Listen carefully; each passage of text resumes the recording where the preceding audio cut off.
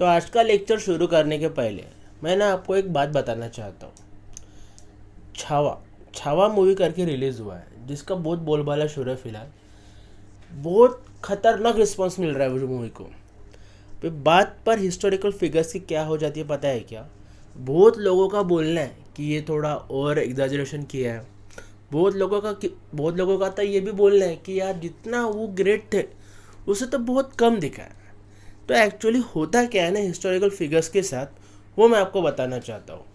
देखो, अभी छत्रपति संभाजी महाराज यानी जो कि लड़के हैं छत्रपति शिवाजी महाराज के, तो छत्रपति संभाजी महाराज की डेथ हुई 1689 को, यानी आज से कम 350 साल पहले की बात है। ठीक है, 350 साल पहले उनकी डेथ हुई। तो अभी जब अपन वर्ल्ड वॉर 2 की वीडियोस देखते हैं तो अपने पास रियल फुटेज होता है, तो अपने को ना इंटरप्रिटेशन करने को ज़्यादा प्रॉब्लम नहीं होता। वहाँ पे कुछ ज़्यादा लॉजिक्स या अपने रैशनल थिंकिंग लगाने की ज़रूरत नहीं होती। अपने को सीधा पता होता है कि अच्छा ये फुटेज है तो ऐसा ऐसा इसने इस पर हमला किया। पर जब बात 350 साल पहले की आती है तो जो हिस्टोरियंस जो हिस्ट्री लिखते हैं ना, वो ना रेफर करते भाई वेरियस सोर्सेस। तो उनके सोर्सेस क्या होते हैं? एक तो होते हैं मैन्युस्क्रिप्ट्स, ठीक है, या दूसरे होते हैं इंस्क्रिप्शंस, जो यानी पत्थर पे जो लिखे होते हैं ना वो होते हैं इंस्क्रिप्शंस। तो ये वाली चीज़ें पढ़ के वो खुद डिसाइड करते हैं फिर क्या एक्चुअल हिस्ट्री में हुआ क्या होगा। तो यहाँ पे बात क्या आ जाती है, जब फॉरेन ऑथर्स जब इंडिया की हिस्ट्री में बारे में लिखते हैं ना भाई, तो सबसे पहली प्री रिक्विजिट रिक्वायरमेंट ये होती है कि उनको मराठी आने को होना। देखो, संभाजी महाराज शिवाजी महाराज जो थे ना वो महाराष्ट्रियन थे, यानी तब तो महाराष्ट्र था भी नहीं, पर वो जो टोपोग्राफी थी वो आज के महाराष्ट्र में आती है प्रीडोमिनेंटली। ठीक है, तो उनको मराठी आने को ना, और तब की जो मराठी थी वो तो और भी डिफरेंट थी। आज की मराठी काफ़ी सरल है, तब की मराठी काफ़ी डिफरेंट भी हुआ करती थी। तो वो फॉरेन ऑथर्स को पता रहने को ना, they must learn first Marathi, फिर उसके ऊपर भी आप हिस्ट्री लिखो। तो बात क्या हो जाती है ना, जब फॉरेन के ऑथर्स जब मराठों की हिस्ट्री लिखेंगे तो उनका थोड़ा बायसनेस, प्रेजुडाइसेस या वो प्रॉपरली इंटरप्रेट नहीं कर पाते। एक तो वो बहुत ओवर एग्जाजरेट करेंगे या वो कुछ नेगेटिव टर्म में बातें लिख देंगे। और उसके कंप्लीट पोलर अपोजिट क्या होता है पता है? जब भी कोई नेटिव स्पीकर जब हिस्ट्री लिखने को जाएगा, यानी अभी मैं मराठी हूँ तो मैं अगर हिस्ट्री लिखने को जाऊँगा इन महान यानी छत्रपतिस की, तो मैं भी बायस हो सकता हूँ, मेरा भी थोड़ा वो अफेक्शन आ जाएगा ना, क्योंकि as a Maharashtrian Marathi speaker मुझे थोड़ा एक अलग अफेक्शन है इन यानी हमारे राजाओं के प्रति। तो बात ये हो जाती है, आपको क्या करना है इस वक्त जब भी आप हिस्ट्री पढ़ोगे ना, तो आपको सबसे पहले देखना है कि भाई उनके सोर्सेस क्या थे, क्योंकि सोर्सेस तो फाइनाइट है भाई। एक सर्टेन सोर्सेस के ऊपर ही लोग अलग अलग इंटरप्रिटेशन करके हिस्ट्री लिखेंगे। ठीक है, कोई फॉरेन के ऑथर से जो होंगे दो, वो भी कुछ अलग इंटरप्रिटेशन निकालेंगे, और उसी तरह जो नेटिव स्पीकर्स होंगे या अपने नॉर्दर्न इंडिया साउदर्न इंडिया के भी जो हिस्टोरियन होंगे वो भी अलग अलग इंटरप्रिटेशन निकालेंगे। और सोर्सेस तो फाइनाइट है। तो आपको क्या करना है, आपको ये देखना है भाई कि इन अलग अलग ऑथर्स ने कितनी लिबर्टी ली है इंटरप्रिटेशन करने के लिए, अपने इमेजिनेशन कितना यूज़ किया, तभी आपको पता चलेगा कि यार ये एक्चुअल हिस्ट्री क्या है। अपन क्या लोग क्या करते हैं कि ब्लाइंडली होके कुछ भी फॉलो कर लेते हैं।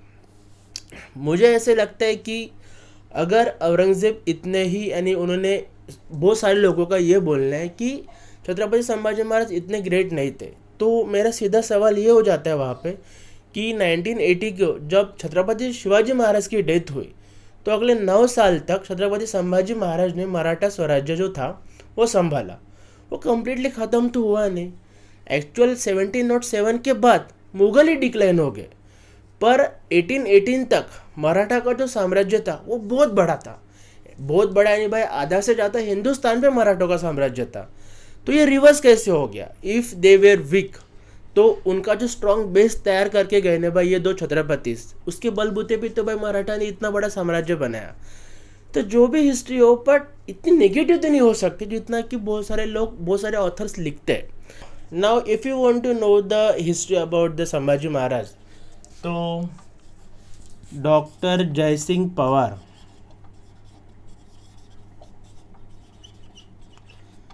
काफ़ी अच्छे हिस्टोरियन है, काफ़ी अच्छा रिसर्च किया है।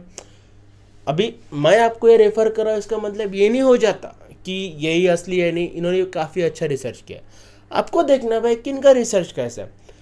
सो मैं पॉइंट इज़ आपको आपकी जो रैशनल थिंकिंग है ना वो हमेशा ओपन रखने का। इस जब भी आप हिस्ट्री पढ़ते हो ना, स्पेसिफिकली हिस्ट्री पढ़ते हो, तो आपको देखना है कि इसने इंटरप्रिटेशन कैसे किया, क्योंकि भाई पूरा गेम इंटरप्रिटेशन का है। देखो बात क्या हो जाती है, बात होती है भाई, निकल क्यों नहीं रहा तो बात क्या हो जाती है, E is equal to M C square. अभी ये आइंस्टाइन का इक्वेशन है, तो ये इसमें कोई ग्रे एरिया नहीं है भाई, ये E is equal to M C square ही रहेगा। आइदर ब्लैक एंड वाइट है, ये एक तो ब्लैक है या वाइट है, इसमें कोई यानी इसमें दोगलापन क्या है भाई, इसमें इंटरप्रिटेशन का प्रॉब्लम ही नहीं है। एक तो ये बराबर है, एक तो नहीं तो ये गलत है। अभी बराबर तो है, इसके लिए भाई यानी on the basis of this equation only आज का फिजिक्स का वर्ल्ड शुरू है पूरा।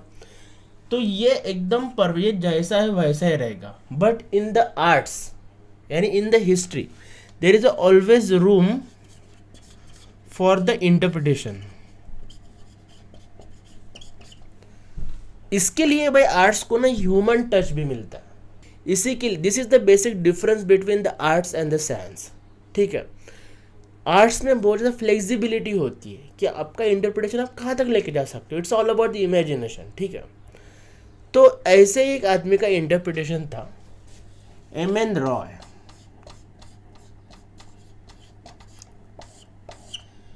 M N Roy was a communist, hard core communist, communist party of India यानी ताशकंद ग्रुप वाली, उसका एस्टेब्लिशमेंट ये एम एन रॉय भाई साहब ने किया था। और एम एन रॉय जो थे ना भाई, एक स्टॉन्च कम्युनिस्ट होने के नाते उन्होंने जो एक्टिविज्म चलाया पूरे भारत देश में कि अपने को कार्ल मार्क्स का आइडियोलॉजीज पूरे इंडिया में डीप डाउन शो करना है, तो ये काम किया था भाई एम एन रॉय ने। बट जैसे ही वो यानी बुढ़ापा आ गया भाई, तो शायद उनमें विजडम भी आ सकती है। So on the basis of that wisdom, on the basis of that virtue, last के 10 सालों में उन्होंने रेडिकल ह्यूमनिज्म की फिलोसॉफी प्रोपेगेट करना शुरू कर दी। So basically what I want to say, उनका जो इंटरप्रिटेशन था ना मैं जिंदगी जीने का या ह्यूमन सिविलाइजेशन को ग्रो करने का, वो कम्युनिज्म ना होते हुए अब रेडिकल ह्यूमनिज्म, रेडिकल डेमोक्रेटिज्म के प्रति हो गया, तो उनका इंटरप्रिटेशन चेंज हो गया। तो यही एम एन रॉय भाई साहब जो थे ना, उन्होंने पहली बार सजेशन दिया था कि we must establish a constituent assembly for the sake of forming a constitution for the India. अपने भारत देश का जो आज अपन कॉन्स्टिट्यूशन देखते हैं ना, तो वो शुरू करने के लिए, उसके ऊपर रिसर्च करने के लिए, उसके लिए बहस डिस्कशन होने के लिए आप कॉन्स्टिट्यूएंट असेंबली का गठन करो। इसका सबसे पहले सजेशन दिया था एम एन रॉय भाई साहब ने। सो बेसिकली आज का लेक्चर अपना यही है कि अपना जो कॉन्स्टिट्यूशन तैयार हुआ है उसके पीछे की बैकग्राउंड क्या है, उसकी हिस्ट्री क्या है, क्योंकि भाई फटक से कहाँ से भी आके एकदम कॉन्स्टिट्यूशन बनना तो शुरू नहीं हो सकता, बराबर है ना।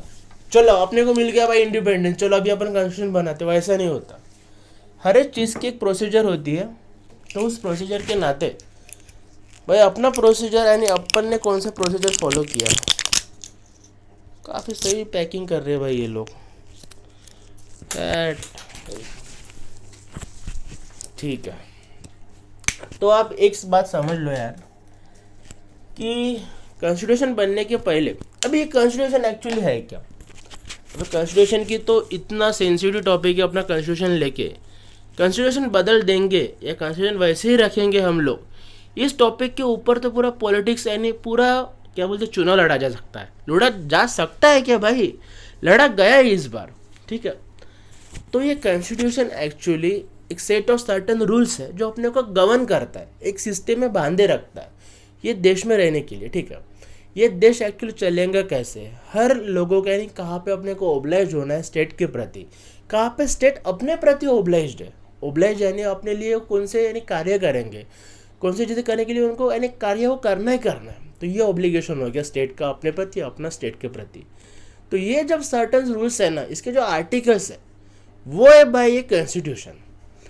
तो मुझको आपको ये बताना है कि इंडिया में ऐसा पहली बार नहीं हुआ है कि वहाँ पे कुछ सर्टन रूल्स थे, उनके बलबूते पे अपने को जीना पड़ता था। इंडिया की बहुत बड़ी हिस्ट्री रह चुकी है। आपने तो मनुस्मृति का नाम सुना ही होगा। तो Manusmriti is also law giving book, तो उसमें भी कुछ सर्टेन लॉज थे। उसके पहले यज्ञवल्क्य की भी स्मृति हो चुकी है, एक नारदा स्मृति भी हुआ करती थी।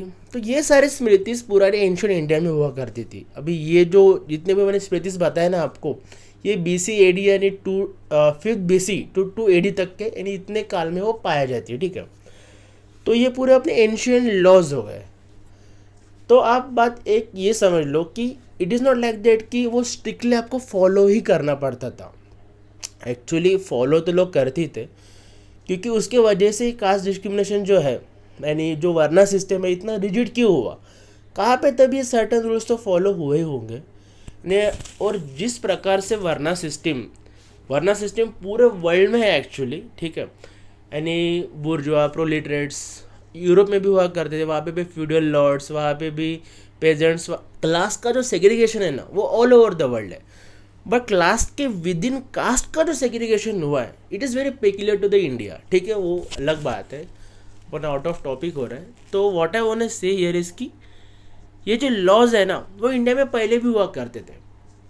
जब मुगल्स का राज था, जब दिल्ली सल्तनत हुआ करती थी, और या स्लेव डिनेस्टीज हुआ करती, तब भी सर्टन रूल्स थे। हर एक राजा के कुछ सर्टन रूल्स तो होते होंगे, but in the modern era it was the Britishers जिन्होंने एक complete proper set of rules बनाए कि आपको भाई यही सर्टन रूल्स फॉलो करने पड़ेंगे, इसके मुताबिक ही आपको टैक्सेस देने पड़ेंगे, एडमिनिस्ट्रेशन जो होगा पूरे यानी सर्टन टोपोग्राफी पे वो ये सर्टन रूल्स के बेसिस पे ही होगा। ये बनाया था भाई ब्रिटिशर्स ने। ब्रिटिशर्स से भी यानी प्रॉपर अगर सर्टन एकदम प्रॉपर प्रिसाइज वर्ड्स को अपन यूज़ किए जाए तो वो किया था भाई ईस्ट इंडिया कंपनी ने। तो वो कैसे होता है, तो इसकी शुरुआत वैसे ही होती है जहाँ से अपन ने आज का टॉपिक शुरुआत किया था। आज का टॉपिक शुरुआत किया था अपन छत्रपति संभाजी राजे से। तो छत्रपति संभाजी राजे की डेथ के बाद औरंगजेब को लगा कि मैं तो अभी पूरे मराठों को हथिया लूँगा, पर वो मराठों को हथिया नहीं पाए। और इन द औरंगाबाद, जिसका नाम अभी छत्रपति संभाजी नगर किया गया है, तो संभाजी नगर में उनकी डेथ हो जाती है 1707 को। और उसके बाद मुगल्स का डिक्लाइन शुरू हो जाता है। Then because of the decline of the Mughals, बात ये होती है कि बंगाल में रॉबर्ट क्लाइव करके एक बंदा आता है और वो अंग्रेजों को जीत दिलाता है। कौन से बैटल में? 1757 की बैटल ऑफ प्लासी। तो ये बैटल ऑफ प्लासी बहुत ज़्यादा इंपॉर्टेंट है। और ये इम्पोर्टेंट क्यों है पता है? क्योंकि because of this battle only जो अंग्रेज़ों का शासन पूरे भारत देश में आने को उनको जो एक पुश मिला, कैटलिस्ट मिला, इसके वजह से ना वो बैटल बहुत ज़्यादा इंपॉर्टेंट हो जाता है। उन्होंने पूरा बंगाल हथिया लिया, ठीक है। आज का बंगाल यानी खाली वेस्ट बंगाल मत समझो आप लोग। उस जमाने का बंगाल यानी बंगाल, उड़ीसा, बिहार, आसाम सब आता था भाई। तो पूरा ईस्टर्न इंडिया उनके हाथों में चला गया। तो नॉट ओनली एडमिनिस्ट्रेटिवली, उनको भाई फाइनेंशियल, वहाँ का जो पूरा फाइनेंस रेवेन्यू उनके पूरे खिस्से में चले गया। तो ये बैटल ऑफ प्लासी की वजह से ईस्ट इंडिया कंपनी को इंडिया में जो एंट्री मिली है ना भाई, वो खतरनाक मिली, ठीक है। तो फिर बात ये होती है कि अभी ईस्ट इंडिया कंपनी तो आ गई, और because of the east India company उन्होंने जो वहाँ पे भाई करप्शन किया है, ऐसा झोल किया ना वहाँ पे, आपको क्या ही बताया। तो रॉबर्ट क्लाइव ने स्पेशली इतना अपना खिस्सा भरा है ना, खतरनाक करप्शन किया। यानी आज के ज़माने में आप बता भी नहीं सकते, रॉबर्ट क्लाइव काफ़ी खतरनाक इंसान थे भाई। यानी वह ना सड़क से उठा के स्टार बना दिया, उस टाइप की स्टोरी है भाई उनकी, पर विद द हार्ड वर्क। ऐसा एक रात में नहीं हुआ, एक रात में हुआ, पर उसके पीछे उनकी भाई स्ट्रगल भी बहुत खतरनाक थी।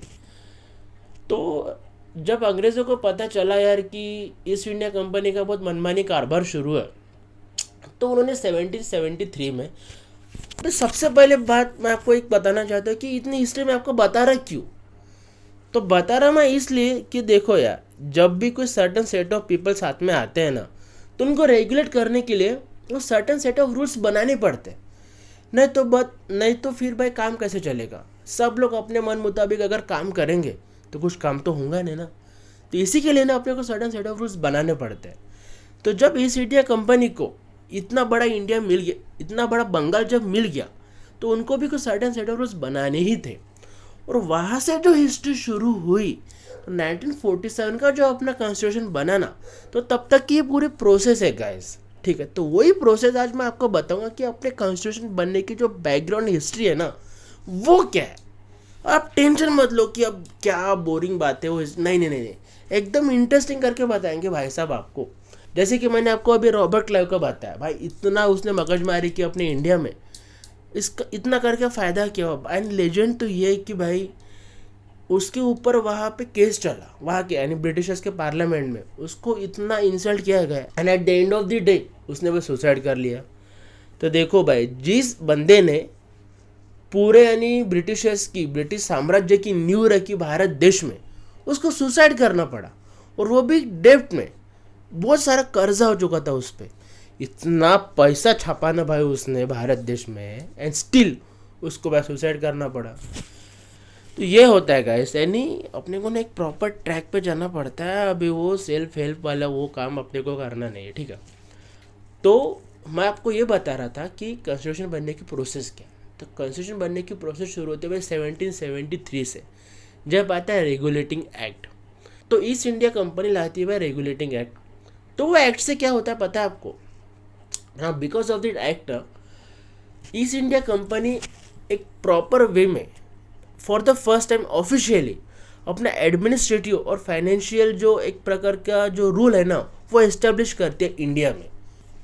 एंड बिकॉज ऑफ दैट जो एक central administration east India company का इंडिया में इस्टेब्लिश होता है, वो भी इस एक्ट की वजह से ही होता है। अभी आप बोलोगे कि ये सेंट्रल एडमिनिस्ट्रेशन यानी क्या? तो देखो, इंडिया में ना भाई गवर्नर हुआ करते थे। मद्रास का अलग गवर्नर, बॉम्बे का अलग गवर्नर और बंगाल का अलग गवर्नर। तो because of this act Bengal का गवर्नर हो गया भाई गवर्नर जनरल ऑफ बंगाल, और जो बॉम्बे और मद्रास का जो गवर्नर है ना, वो उसके सबऑर्डिनेट हो गए, एकदम सेंट्रल पावर आ गई। यानी बंगाल का गवर्नर जनरल जो बोलेगा कि उन दोनों को सुनना पड़ेगा। पहले इंडिपेंडेंट कारोबार हुआ करता था और मस्त पैसा छापते थे ये लोग। अभी because of this regulating act वो वैसा नहीं हुआ। देखो, जो भी चीज़ें आज के कॉन्स्टिट्यूशन में है ना, उसका हिस्टोरिकल ट्रैक, यानी अपने को इंस्पिरेशन कहाँ से मिला कि सेंट्रल सिस्टम होनी चाहिए, ऐसा होना चाहिए, वैसा होना चाहिए, ये पूरा अपन अंग्रेजों से लिया। पूरा का पूरा नहीं, बट स्टिल आवर इंस्पिरेशन। जैसे अनु मलिक बोलते हैं ना कि भाई मैंने कॉपी नहीं किया, मैं इंस्पायर हुआ। तो उसी तरह ना भाई अपना भी जो कॉन्स्टिट्यूशन है ना, अपन ने इंस्पिरेशन लिया है। अभी यार आप सोचो यार कि 1757 टू 1947 करीबन 200 साल तक अंग्रेज़ों का शासन था अपन पे। तो इंस्पिरेशन तो आएगा। तो इंस्पिरेशन की हिस्ट्री क्या है ना, वो मैं आपको बता रहा हूँ। तो ये जो सेंट्रल एडमिनिस्ट्रेशन, उसके वजह से गवर्नर जनरल ऑफ बंगाल हो गया। पहले खाली गवर्नर हुआ करता था। तो पहला गवर्नर जनरल ऑफ बंगाल था भाई वॉरेन हेस्टिंग। और एक एग्जांपल अगर मैं आपको सेंट्रल एडमिनिस्ट्रेशन का दूँ, तो because of this act supreme court बना भाई कलकत्ता का। 1774 में इंडिया में सुप्रीम कोर्ट ऑफ कलकत्ता की स्थापना होती है। एक चीफ जस्टिस होता है और उसके साथ 3 अदर जजेस होते हैं। और जैसा कि मैंने आपको बताया गाइस कि ये एक्ट आने के पहले बहुत सारा करप्शन हुआ करता था। तो जैसे ये एक्ट आया ना, तो वहाँ पे यानी लॉ हो गया कि आपको भाई यानी पर्सनल कुछ ट्रेडिंग करना, ब्राइब लेना, ये आपको भाई बंद करना पड़ेगा। तो इसके वजह से ब्रिटिशर्स में भी एक टाइप का एक रेगुलेशन आ गया कि आपको ब्राइब नहीं लेना है। अभी रॉबर्ट क्लाइव के दिन खत्म हो चुके हैं। तो ये हुआ था भाई 1773 के रेगुलेटिंग एक्ट की वजह से। So after the regulating act, जो 1773 का जो एक्ट है ना, तो उसके बाद आता है भाई पिट्स एक्ट ऑफ 1784, जिसको एक्ट ऑफ सेटलमेंट भी कहा जाता है। देखो, मैंने आपको बताया था कि रॉबर्ट क्लाइव ने जीत दिलाई 1757 में, और 1773 तक के भाई खतरनाक करप्शन चालू था। तो ब्रिटिश गवर्नमेंट को समझ गया कि यार ये जो ईस्ट इंडिया कंपनी है ना, ये काफ़ी यानी आतंक मचा रही है भाई भारत देश में। अपना भी तो फ़ायदा हो, यानी ब्रिटिश गवर्नमेंट का भी तो फ़ायदा हो भाई। तो उसके लिए ना उन्होंने थोड़ा पार्लियामेंट में इनको बुलाया, वो बोले आप कुछ ना थोड़ा काम करो यार। तो उन्होंने काम क्या पता है? कोर्ट ऑफ डायरेक्टर्स बनाए और बोर्ड ऑफ कंट्रोल बनाए। ये जो बोर्ड ऑफ कंट्रोल ने एक गवर्निंग बॉडी थी भाई ईस्ट इंडिया कंपनी की, और वो ना भाई आंसर करती थी पार्लियामेंट को, ठीक है। देखो, जो भी इंडिया के जो पॉलिटिकल अफेयर्स होंगे ना, वो बोर्ड ऑफ कंट्रोल संभालती थी, और जितने भी कमर्शियल अफेयर्स थे ये कोर्ट ऑफ डायरेक्टर संभालता था। तो उन्होंने काम ना भाई डिवाइड कर दिया ताकि ना एक प्रकार की ट्रांसपेरेंसी रहे, ठीक है। ट्रांसपेरेंसी ट्रांसपेरेंसी तो खाली बोलने की चीज़ है, पर स्टिल उन्होंने किया। तो ये उन्होंने तब किया भाई, यानी आज से 200-250 साल, यानी आज़ादी के 200 साल पहले। तो आप समझ लो कि तब से उनका ऐसा था कि एक प्रॉपर एडमिनिस्ट्रेशन होना चाहिए। तब अपन लोग क्या कर रहे थे, अपन लोग अपने स्पिरिचुअलिज्म में खोए थे। वो भी गलत बात नहीं है, देखो अपनी हिस्ट्री है, we should be proud of it. ये अपने को डिमिन करने का कोई काम नहीं है। मैं इस टाइप का मेरे को टीचर नहीं बनना है कि जहाँ पे मैं बताऊंगा कि अपनी हिस्ट्री बहुत ज़्यादा ग्लोरियस थी या अपनी हिस्ट्री बहुत ज़्यादा बेकार ही थी। नहीं, अपने को रैशनैलिटी यूज़ करना, जहाँ पे बराबर है वहाँ पे बराबर है और देखो यार, अभी ना एक अलग टाइप की हिस्ट्री बाहर आ रही है बिकॉज ऑफ दिस गवर्नमेंट। तो स्टिल यहाँ पे भी मेरे को आपको बताना, जैसे कि मैंने पहले बताया था कि जितनी भी टाइप की हिस्ट्री बाहर आए अपने को पढ़ना है, अपने को अपनी रैशनल थिंकिंग लगाने की कौन सी हिस्ट्री को अपने को अपनाना है और कौन सी हिस्ट्री अपनाने के बाद अपने को प्राउड फील हो सकता है या अपने को आगे जाने के लिए हेल्प हो सकता है, या कौन सी हिस्ट्री की वजह से अपने को समझ सकता है कि यार ये जो मिस्टेक्स अपने जो पूर्वजों ने किए थे, एंसेस्टर्स ने किए थे, वो अपने को फिर से रिपीट नहीं करना है। So history is very important to know how to succeed in the future. ठीक है, तो ये सब चीज़ें हुई भाई पिट्स इंडिया एक्ट 1784 के हिसाब से। तो यहाँ पे आपको मेन चीज़ें क्या ध्यान में रखना है कि कोर्ट ऑफ डायरेक्टर्स बने कमर्शियल अफेयर्स के लिए और बोर्ड ऑफ कंट्रोल बने पॉलिटिकल अफेयर्स के लिए। और ये जो कमर्शियल पॉलिटिकल अफेयर्स का जो यानी डिफरेंस जो सेग्रीगेशन बनाया ना, ये बनाया था भाई पिट्स इंडिया एक्ट की वजह से। तो अभी अपन आगे का एक्ट देखते हैं जो कि बहुत ज़्यादा इंपॉर्टेंट है। तो अब बारी आती है भाई 1833 के चार्टर्स एक्ट की। और ये जो चार्टर एक्ट है ना, ये फाइनल स्टेप है भाई ईस्ट इंडिया कंपनी का toward the centralisation of power in India. तो एक्चुअली सेंट्रलाइजेशन क्या है, अभी देखो आगे देखो। तो जैसा कि मैंने आपको बताया कि 3 गवर्नर हुआ करते थे, यानी बंगाल का, मद्रास का, बॉम्बे का। तो ये दोनों को ख़त्म करके खाली बंगाल का गवर्नर जनरल बनाया गया। तो इस एक्ट में क्या क्या पता है आपको, गवर्नर जनरल और बंगाल सब खत्म कर दिया और पूरा गवर्नर जनरल ऑफ इंडिया ही बना दिया। क्योंकि आप एक बात समझ लो, 1818 तक मराठा जो साम्राज्य था उनका काफ़ी अपोजिशन था ब्रिटिशर्स को, बट 1818 में यानी ब्रिटिश और मराठा का जो फाइनल बैटल होता है, आई थिंक जो पुणे में होता है कोरेगांव के पास, और वहाँ पे मराठा साम्राज्य की डिफीट हो जाती है। एंड बिकॉज ऑफ दैट पूरे का पूरा ब्रिटिश, पूरा का पूरा ईस्ट इंडिया कंपनी पूरे भारत को हथिया लेता है। तो गवर्नर जनरल ऑफ बंगाल रख के फ़ायदा क्या भाई, जबकि पूरा भारत ही अपना है। ठीक है, तो governor general of Bengal cancel और गवर्नर जनरल ऑफ इंडिया बनाया जाता है। और पहला गवर्नर जनरल ऑफ इंडिया जो होता है ना, वो होता है William Bentinck. Governor general of Bengal पहला कौन होता है भाई, कौन होता है, वॉरेन हेस्टिंग। पर पहला पूरे इंडिया का गवर्नर जनरल जो होता है ना, वो विलियम बेंटिक होता है। इसके पास ना भाई एकदम एक्सक्लूसिव लेजिस्लेटिव पावर्स होते हैं, यानी वो जो बोलेगा वो फाइनल। बाकी के जितने भी गवर्नर्स हैं ना, वो अभी उसके सबऑर्डिनेट्स होके, फिर बंगाल हो, मद्रास हो, बॉम्बे हो, जो भी हो, वो हो गया फाइनल अथॉरिटी, क्योंकि वो अभी गवर्नर जनरल ऑफ इंडिया है और वो होता है भाई William Bentinck. The most important thing इसके वजह से और एक क्या होती है पता है, ये चार्टर्ड एक्ट जो है ना 1833 का, और एक इम्पोर्टेंट चीज़ होती है, जैसा कि मैंने आपको बताया एक्ट ऑफ सेटलमेंट यानी पिट्स एक्ट में कि कमर्शियल बॉडी और पॉलिटिकल बॉडी अलग अलग, यानी उसको सेग्रेशन किया गया था for the sake of administration and all. पर अभी East India company commercial body नहीं रही भाई, it is a solely a political body now, एक एडमिनिस्ट्रेटिव बॉडी। तो देखो आप इसकी हिस्ट्री देखो यार, ये काफ़ी एक रोचक चीज़ है। ब्रिटिशर्स जब इंडिया में आए ना, तो खाली कमर्शियल एक्टिविटीज़ के लिए, उनको खाली पैसा प्रॉफिट होना था, उनको यहाँ पे राज करना है, यहाँ पे यानी उसको एडमिनिस्ट्रेशन करना है, इससे कुछ लेना देना नहीं था। एक्चुअली ये जो मैंने आपको ट्रैजेक्टरी बताई ना कि उनको कभी एडमिनिस्ट्रेशन करने का उनका कभी मंसूबा नहीं था, they just want to do the trade here, इसके भी काफ़ी अलग अलग इंटरप्रिटेशन आप निकाल सकते हैं।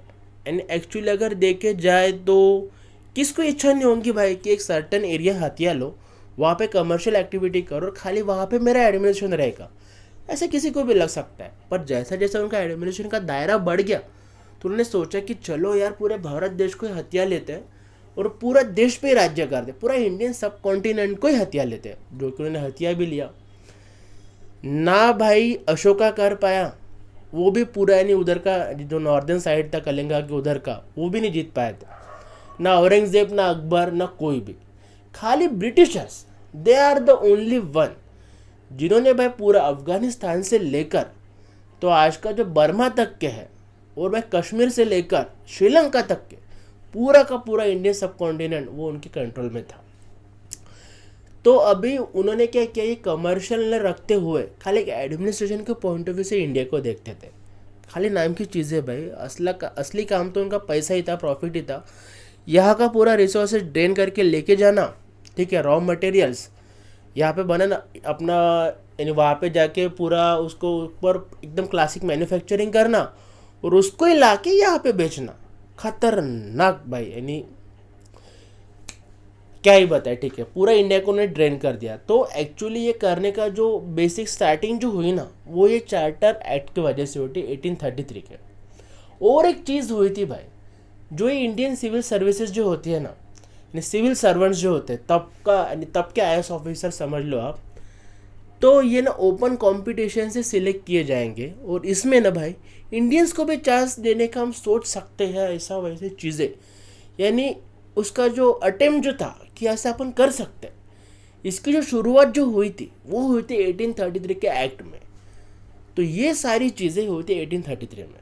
अभी 1833 के बाद बारी आती है भाई 1853 की, और ये भी चार्टर एक्ट ही है। पर ये जो चार्टर एक्ट है ना, ये बहुत ही ज़्यादा इम्पोर्टेंट है। सबसे पहली बात तो ये भाई इस चार्टर एक्ट के अनुसार कि जो ब्रिटिश राज जो है ना, ब्रिटिश राज, अभी ये अब तक ईस्ट इंडिया कंपनी शुरू है। ईस्ट इंडिया कंपनी को ना वो, यानी पार्लियामेंट ब्रिटिश राज वहाँ का, वो ना भाई उनको एक्सटेंशन देता है कि ठीक है भाई, तुम ना जितना भी यानी टेरिटरी हथिया है भाई भारत यानी इंडियन सब कॉन्टिनेंट में, वो तुम्हारे पोजीशन में रहेगा। पर कब तक, वो ना उनको डेट नहीं देते कि इस सर्टेन डेट तक के you can have the Indian सब कॉन्टिनेंट अंडर योर गार्ब, वो उनको डेट नहीं देते। इसका मतलब ये होता है गाइस कि ब्रिटिश पार्लियामेंट जब चाहे तब ईस्ट इंडिया कंपनी को बर्खास्त कर सकती है और पूरे इंडिया को अपने हाथ में ले सकती है।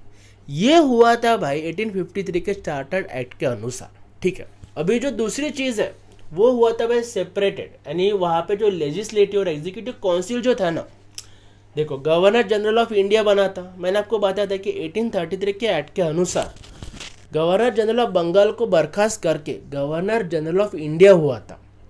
अभी गवर्नर जनरल ऑफ इंडिया जब हुआ है, पूरा जो भारत देश उनको संभालना है, तो उसके काउंसिल लगेगा भाई, बराबर है। तो वो काउंसिल ना, उसमें वो लेजिस्लेटिव और एग्जीक्यूटिव जो फंक्शंस होते हैं उसका सेपरेशन हुआ। और जो लेजिस्लेटिव जो फंक्शन थे ना उनके, जो उसका लेजिस्लेटिव काउंसिल था, वो एक मिनी पार्लियामेंट का काम करते थे।